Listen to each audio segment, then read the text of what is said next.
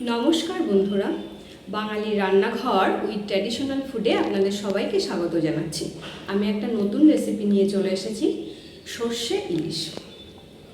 আপনারা পুরো ভিডিওটা দেখবেন এবং ভালো লাগলে লাইক, শেয়ার এবং সাবস্ক্রাইব করে দেবেন। আর পাশে থাকা বেল আইকনটা প্রেস করে দেবেন, যাতে সবার আগে নোটিফিকেশনটা আপনাদের কাছে চলে যায় এবং আমার নতুন নতুন ভিডিওগুলো আপনারা ভালোভাবে দেখতে পান। দেখুন বন্ধুরা, আমি সর্ষে ইলিশ করার জন্য কড়াইটা আগে থেকেই গরমে বসিয়ে দিয়েছি। এখন আমি এর মধ্যে সর্ষের তেল ঢেলে দেবো।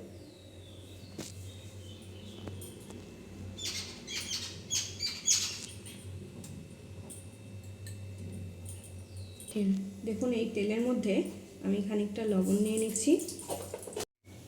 এই তেলের মধ্যে আমি খানিকটা হলুদ দিয়ে দিচ্ছি। এবার ভালোভাবে নেড়ে নেব। দেখুন বন্ধুরা, আমি এই তেলের মধ্যে, গরম তেলে আমি মাছগুলো ছেড়ে দিচ্ছি।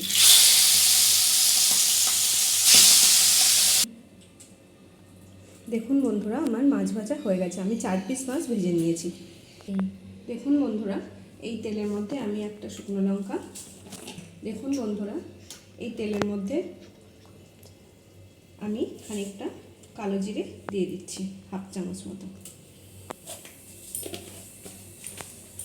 বন্ধুরা, এই তেলের মধ্যে আমি খানিকটা কালো সর্ষে দিয়ে দিচ্ছি, 1/2 চামচ মতো কালো সর্ষে দিয়েছি। আর 1 চামচ মতো সাদা সর্ষে দিয়ে দিচ্ছি। আর এর মধ্যে 1 চামচ মতো কাজু বাটা দিয়ে দিলাম।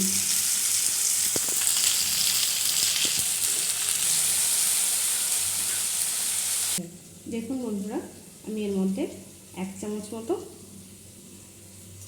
জিরের গুঁড়ো দিয়ে দিলাম। এর মধ্যে দেখুন, আমি 1 চামচ লবণ দিয়ে দিলাম এবং 1 চামচ হলুদ দিয়ে দিলাম।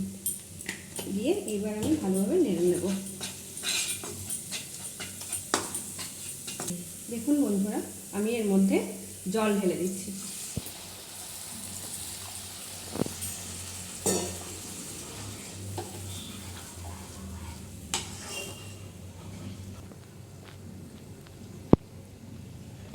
জল দেওয়ার পর পরিমাণ মতো আমি লবণ দিয়ে দিলাম। দেখুন বন্ধুরা, কালারটা ভালো আসার জন্য আমি 1/2 চামচ কাশ্মীরি লঙ্কার গুঁড়ো দিয়ে দিচ্ছি।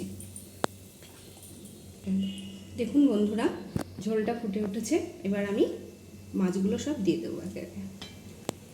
দেখুন বন্ধুরা, আমি সামান্য একটু উপর দিয়ে কাঁচা তেল ছড়িয়ে দেবো। এবার এর উপর দিয়ে একটু কাঁচা লঙ্কা দিয়ে দেবো গার্নিশিংয়ের জন্য। এবার 5 মিনিটের জন্য আমি ফুটতে দেবো, তারপর 5 মিনিট পর ফিরে আসবো। দেখুন বন্ধুরা, আমার সর্ষে ইলিশ হয়ে গেছে। আমি এবার নামিয়ে নেব।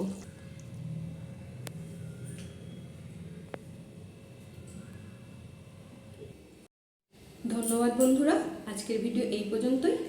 আমার ভিডিওটা যদি ভালো লাগে আমার চ্যানেলটা দেখবেন অবশ্যই।